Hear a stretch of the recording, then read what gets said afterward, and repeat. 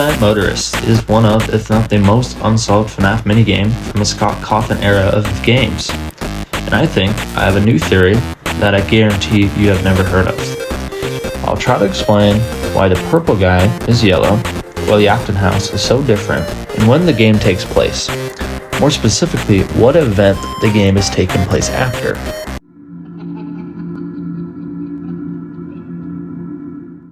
The purple guy being yellow is never addressed in any Afton Midnight Motorist video, or people think he's a different person altogether.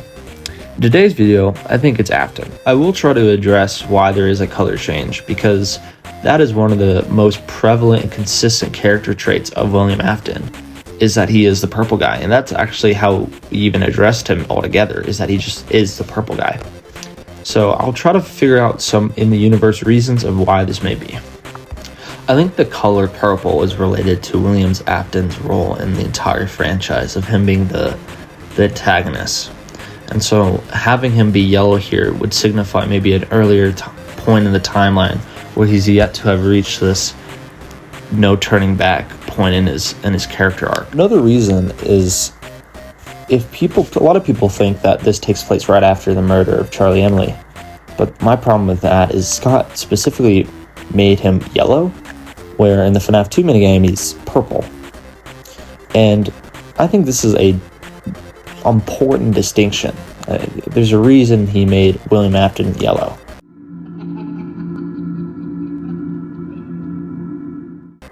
Another reason I think this is very early in the timeline is because not only is the house that he lives in a lot different from the FNAF 4 house, but it also seems that his wife is still with him at this time. And so it seems to me that she's not yet out of the picture of the entire story.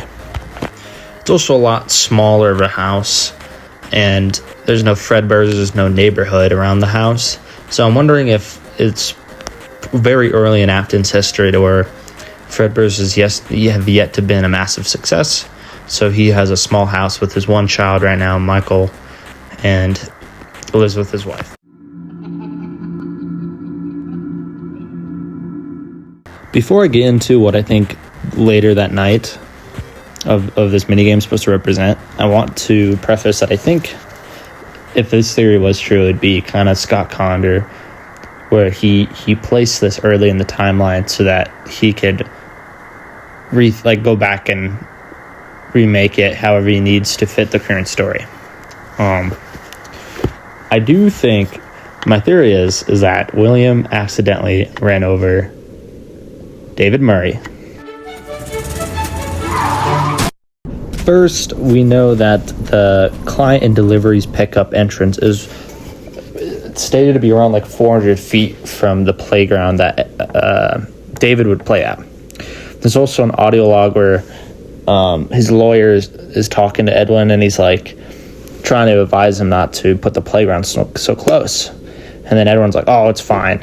And then we also see another tape with M1 where she's like, "Oh, there's no logic behind it. It's horrible, but there's no logic behind it," which kind of presumes that this wasn't a murder. It seemed like sort of accident, because if it was a murder, it would be oh, you wouldn't say there's no logic behind it. That the wording there, I feel shows that this is an unfortunate event, not a planned out homicide or something.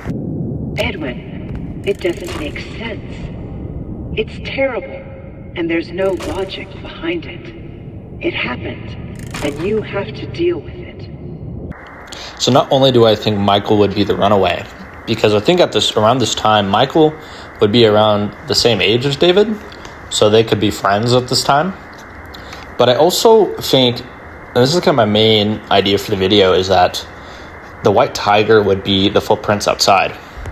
Because not only is he seen to teleport, which fits the description that a lot of people have, it's it's Golden Freddy or Shadow Freddy, right? Because there's only one set of footprints, right? But the white tiger would actually be a better candidate because he actually stands up versus the earliest depiction of Golden Freddy, at least when he's as a suit, is that he's slunched over. So he actually wouldn't fit this idea that he was outside. He would be slumped over. You wouldn't see the footprints. You'd see a little butt.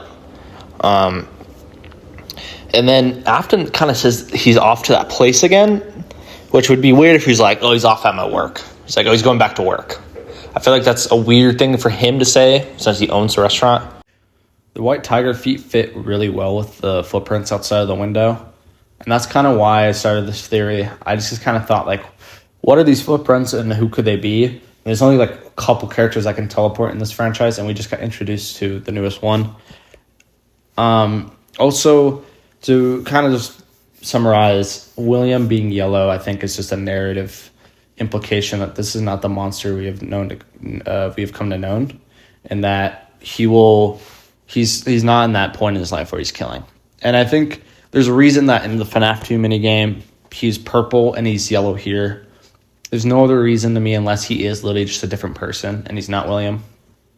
The house being different, I feel like, just shows that this is like early in the timeline where he's moved in, he's living with his wife. I think that's Mrs. Afton. She seems to be able to talk to him and not reason with him, but like kind of be a authority, have some authority in the house, which no other character I think would be able to do. Like, I don't think Michael could do that, because otherwise probably Michael. Or I've heard Henry. I personally don't think it would be Henry. Thank you for watching the video. If you have any, if I've said anything that kind of contradicts the narrative that's already there, please comment. And I'd appreciate if you like the video.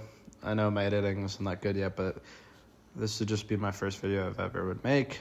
If you guys are interested or agree with me, please let me know. And yeah, and finally, he may have done the DCI, but he didn't get no DUI.